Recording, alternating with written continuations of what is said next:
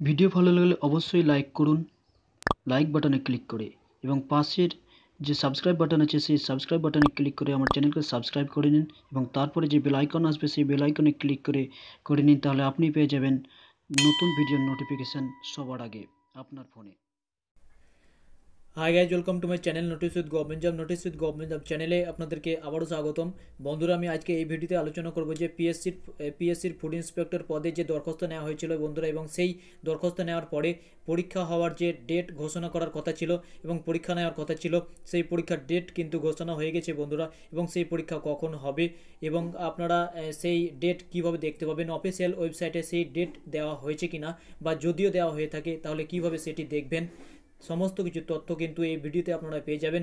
তো অবশ্যই প্রথম থেকে নিয়ে শেষ পর্যন্ত ভিডিওটি দেখতে থাকুন এবং আপনি যদি এই চ্যানেলে নতুন হয়ে থাকেন তো অবশ্যই চ্যানেলটিকে সাবস্ক্রাইব করে পাশের বেল আইকনটি ট্যাপ করে দেবেন, তাহলে আপনারা পেয়ে যাবেন এরকম নতুন ভিডিওগুলির নোটিফিকেশান আপনাদের ফোনে খুব সহজেই। তো চলুন বন্ধুরা, সেই ডেটটি একবার দেখে নেওয়া যাক এবং আরও যে তথ্যগুলি আছে সমস্ত কিছু তথ্যগুলি একবার জেনে নেওয়া যাক। তো চলুন।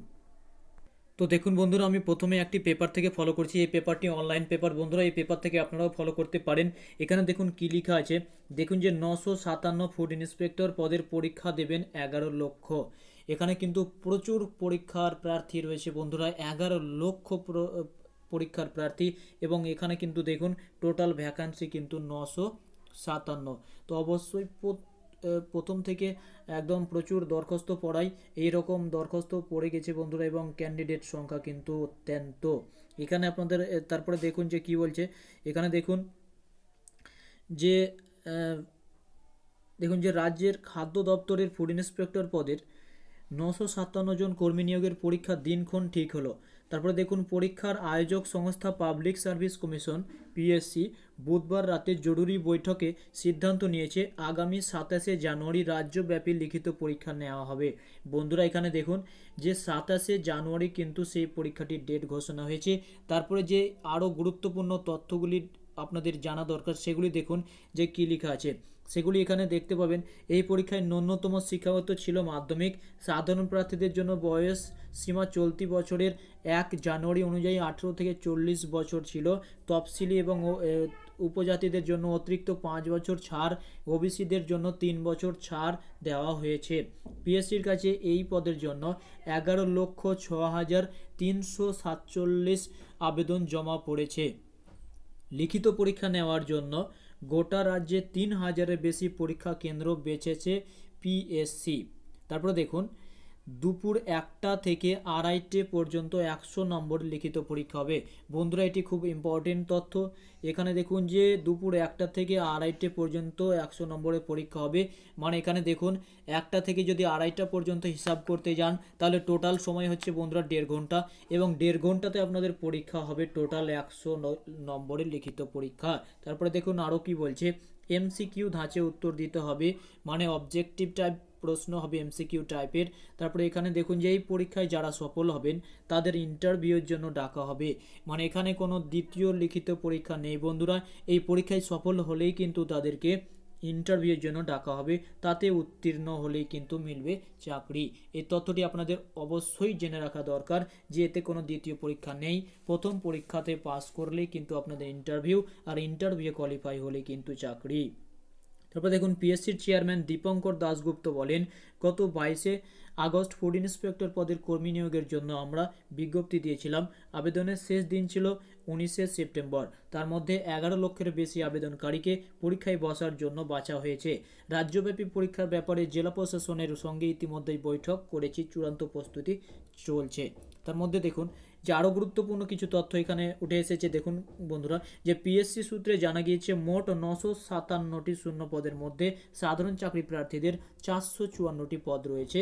তফসিলি জাতিদের জন্য 208টি, তফসিল উপজাতিদের জন্য 85টি, ওবিসি এ 98টি, ওবিসি বি হচ্ছে 69টি, এক্স সার্ভিসম্যান 50টি, স্পোর্ট পার্সন হচ্ছে 20টি পদে সংরক্ষিত। পিএসসি সূত্রের খবর, নিয়োগ প্রক্রিয়া দ্রুত শেষ করতে রাজ্য সরকার তথা নবান্ন থেকে বিশেষ গুরুত্ব দেওয়া হয়েছে। পিএসসি প্রাথমিকভাবে 5 জানুয়ারি লিখিত পরীক্ষার দিন ঠিক হয়েছিল, গত বুধবার পিএসসির অফিসে পরীক্ষা নেওয়ার দায়িত্বে থাকা রাজ্য জেলা আধিকারিকদের নিয়ে বৈঠক হয়। জেলার প্রতিনিধিরা জানান অন্যদিকে 5 জানুয়ারি শনিবার, তাই তারা 27 জানুয়ারি রবিবার দিনটি প্রস্তাব দেন। অবশেষে ওই দিনটি চূড়ান্ত হয়েছে। অন্যদিকে পিএসসির officer on special duty Shibprasad Mishra রাজ্যের প্রত্যেকটি জেলা সদরে এই পরীক্ষা নেওয়া হবে।